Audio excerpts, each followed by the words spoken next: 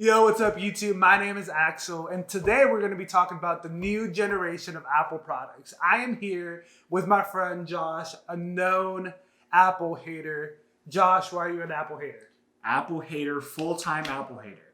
I don't like the ecosystem. I don't like the company. I don't like being tied into products. I don't like being forced to buy one thing that works with another thing. I don't like all of that. But the new generation of stuff has me excited. As an Apple known Apple hater, Okay. I like new technology. Yes. I like when everyone moves together with technology. So That makes sense, yeah. like everyone has an iPhone. So if iPhone steps forward, the whole world steps forward. Okay. So that kind of stuff gets me excited. All right, let's talk about the iPhone 12. Yeah. Good, bad, would you get it? No. Where are you? So the iPhone 12 is the first product that I think I would consider as an avid Android user. I've been an Android user since day one. Okay. We're talking, 2010 back in the day, like the iPhone. I was like in 7th grade. grade. Damn, I'm dating myself in this video. Okay. Back in 7th grade, when this man was in 7th grade, I was older. Everyone had iPhones. So the iPhone, let's see, it was iPhone 3G, 4 days, right? Everyone had iPhones. Little Josh just got his first couple jobs, right? Started to make money. Mm-hmm. Bang! I bought my first phone. It was an Android phone with a slide keyboard. On 4G network. That sounds amazing. 4G. The battery lasted a solid hour and it sucked. Terrible. But I had 4G speeds, bro. I could a YouTube video, no problem. I'll bust out my full keyboard, look it up. But the iPhones never appealed to me until this next coming generation. Finally. Now, pros and cons. Yes. Right. Pros of the new iPhone. Engineering schooling background. Okay. Engineering stuff. iPhone's starting to finally implement some stuff that could definitely help the industry. Okay. So first product I like is the Pro model. So the Pro iPhone 12. And that's the top tier one, right? The iPhone 12 Pro, yeah. So there's a Pro and there's a Pro Max. Okay. The iPhone 12 Pro and Pro Max both come with Lidar built in. Okay. Lidar is just laser scanning, basically. Okay. So it can laser scan them pretty quickly, get a lot of points of information, and get very good rough estimate measurements of something. That's cool. Okay. Yeah, so we're talking quick 3D modeling, right? We can scan this room real quick, boom, throw it in some software. Great for interior decorators, great for engineering aspects, architecture, all that kind of stuff. Super quick 3D modeling. You want to 3D model something and you want to print it or something. Yeah. You put that product right here in front of you, the iPhone goes around it, and you have a 3D model that you can print out in maybe 5 minutes. Okay. So that kind of thing, LiDAR stuff, and it being on the iPhone, that's the important part. So there's all kinds of LiDAR equipment, all kinds of stuff, very expensive. Now you get on your iPhone, iPhone 12 Pro is $1,000. You look like $1,000, $1,200. Right. So you can get that. You already have a phone, and it has LiDAR built in, right? So then you have LiDAR now. So now companies are going to start making software for it because it's on everyone's iPhone. Got it. So it's on everyone's iPhone 12 Pro. But so people start making software for it, and then apps will start coming out for it, more and more apps. And then it's going to push the industry forward. Yeah, push the whole industry forward to where that would help a lot. Okay. So that's pro number one, is LiDAR. That's mainly a thing. So that came out first in the iPad. The iPad Pro, whatever the heck it was called, the Pro, it had LiDAR on it. Got it. So that was the first product to get it, and then now they brought it right over to the iPhone 12 Pro. Okay. So first Pro is that. Second Pro is iPhone's finally. I'm gonna sound dumb. iPhone's catching up in customization to Android. So, that's true. So you guys have folders. You've had folders for a while. Yeah. There's app drawer options now to where you can hide your apps and you can bring it up. That was always my thing. I hate pages of stuff on my home screen. I want to be able to fix how I want it. And then widgets. You guys have live widgets now. Yes, they came back. They came back because they were on. I remember having an iMac in 2009, and they had it. Oh, yes, I remember this. It was a really bad Launchpad. It was mixed with Launchpad and all that. I think so. Yeah. So they kind of came back, but I don't think they were ever on a phone. Yeah. Okay. So they finally made their way to phone. Basically. Yeah. Trial run. So yeah, just live widgets, right? So you can have like a calendar app that kind of shows you what's going on, that kind of stuff. That's super useful. The notifications have fixed a lot. So like notifications have always been super customized on Android. So like I customize what notifications are just straight up not important. Like I don't want my phone to buzz. I don't want to be known about it. I don't want nothing. I just want that notification.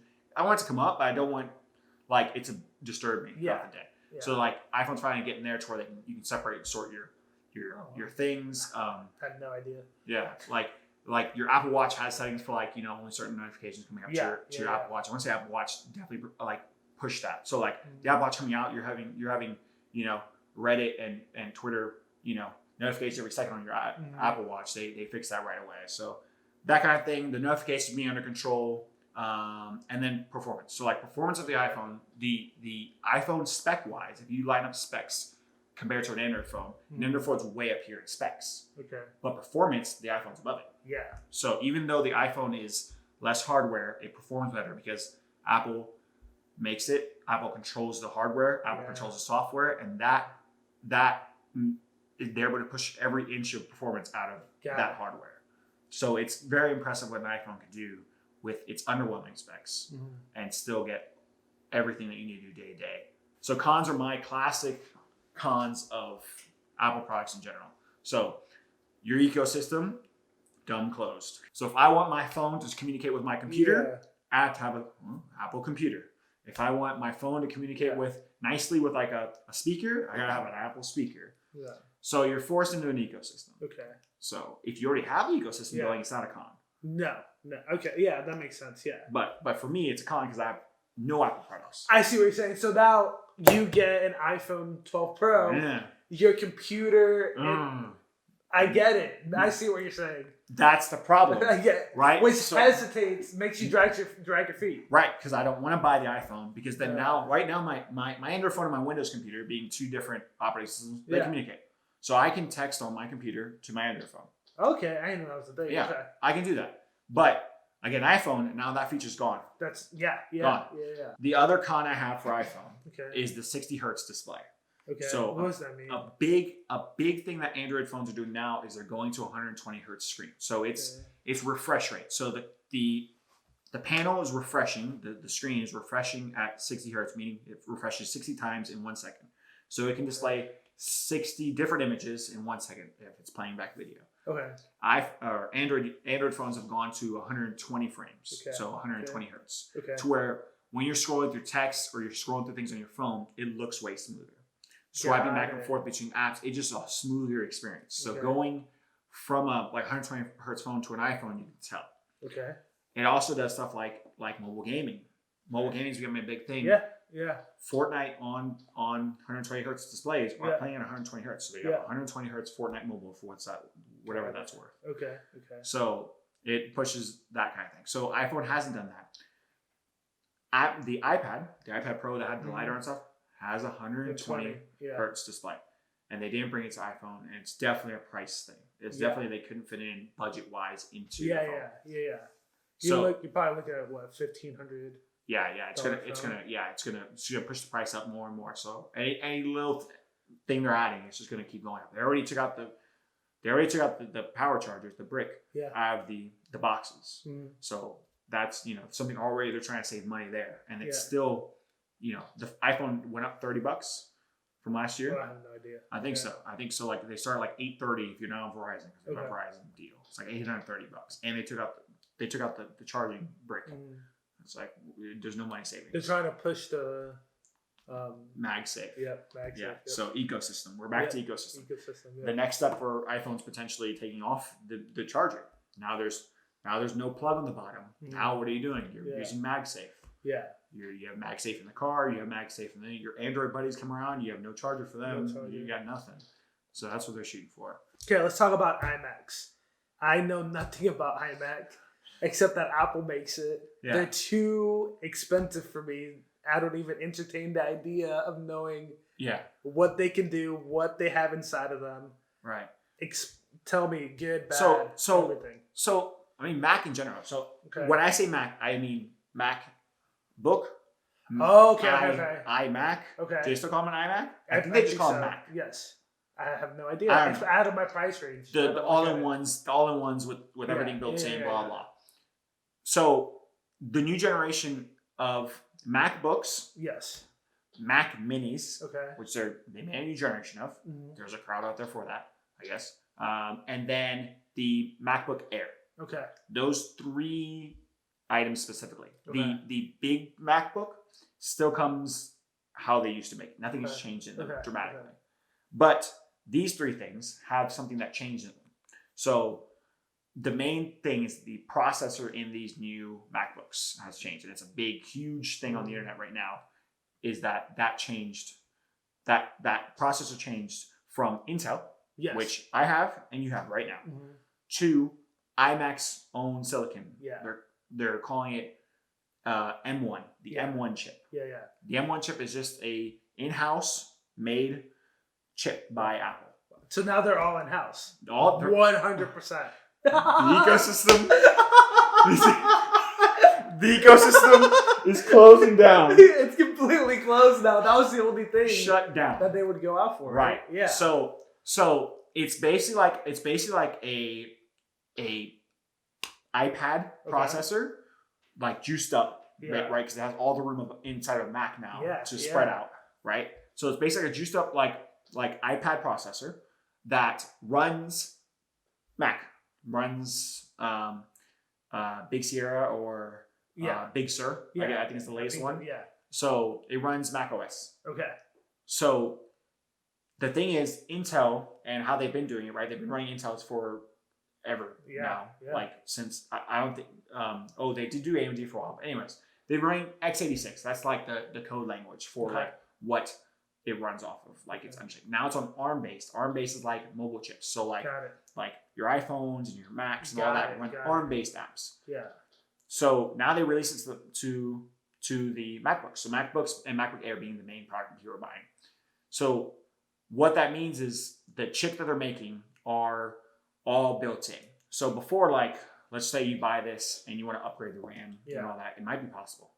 Right now, it's definitely not possible because the RAM, the storage, the graphics, everything is built into that SoC. It's called, right? Oh, wow. Everything's built into that one thing, which is bad for upgrading. So there's no upgradability at all. Yeah, and good because it's all connected and it's all communicating way faster. That's why they get so much performance out of it. Okay. Because it's all built into the same chip, it all communicates really fast.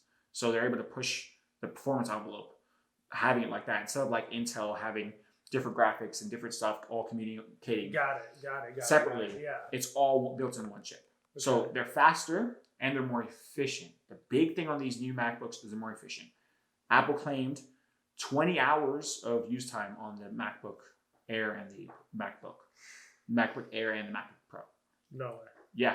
So with like people using it? Big YouTubers have gotten 10 hours of screen on time. Yeah.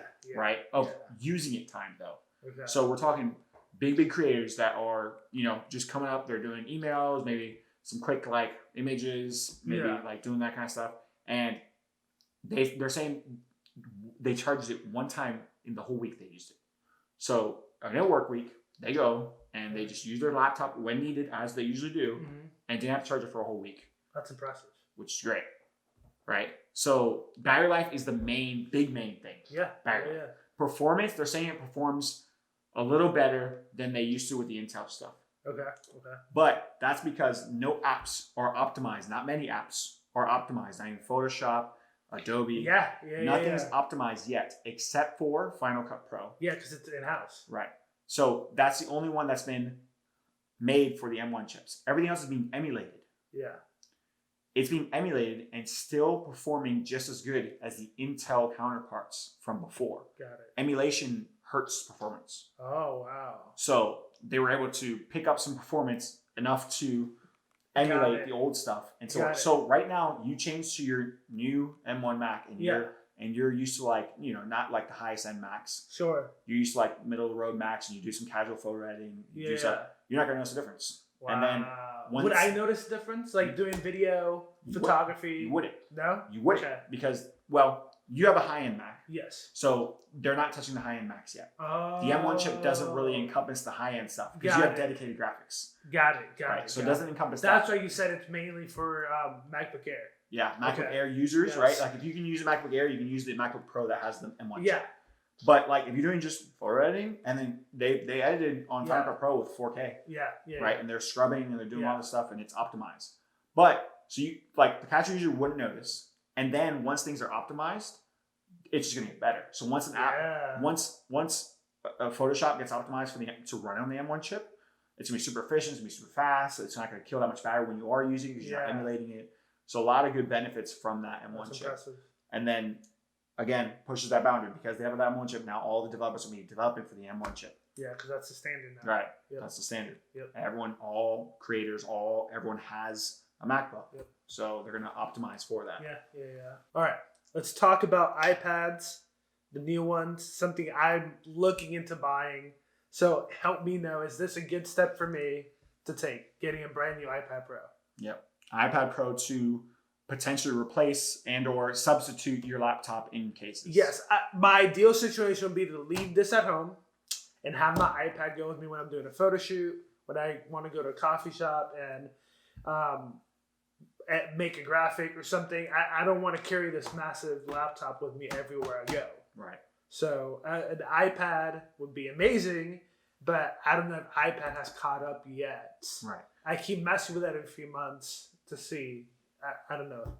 So yeah, iPad definitely had a lot of big updates like in their tablet. You guys got tablet OS, so like finally like an OS that's specifically made for tablets. Yes. So like bigger widgets and like more multitasking kind of abilities and stuff like that. So they finally started prioritizing on it, even though iPad is the leading tablet there's no tablet to compare. There's no competition for that. No, it's an iPad, or you get some weird Amazon Fire thing to watch Netflix on or something.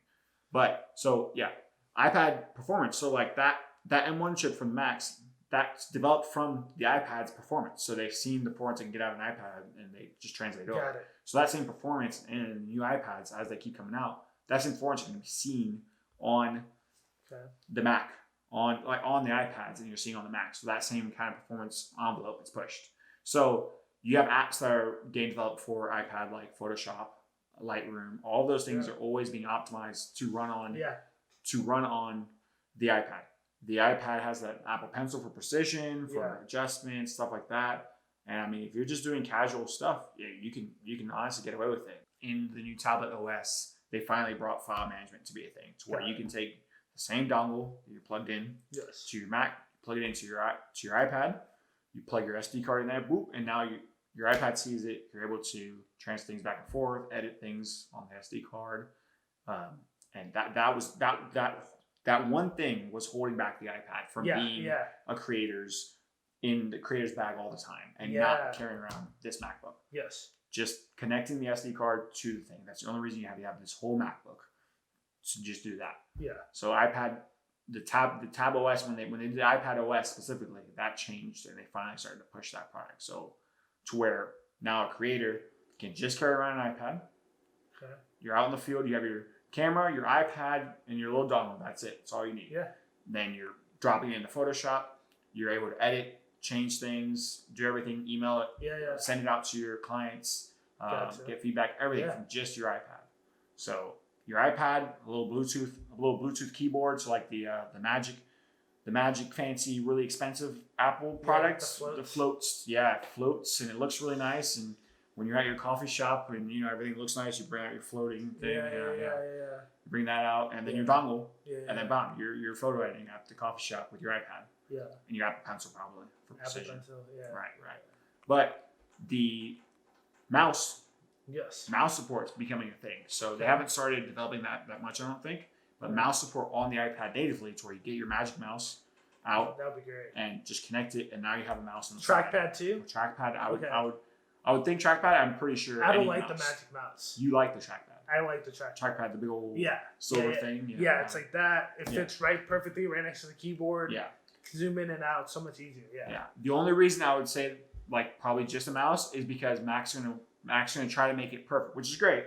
I'm actually make it to where that trackpad, all the gestures and stuff work good. So Yes. if the trackpad does work, it'll work great. Yeah.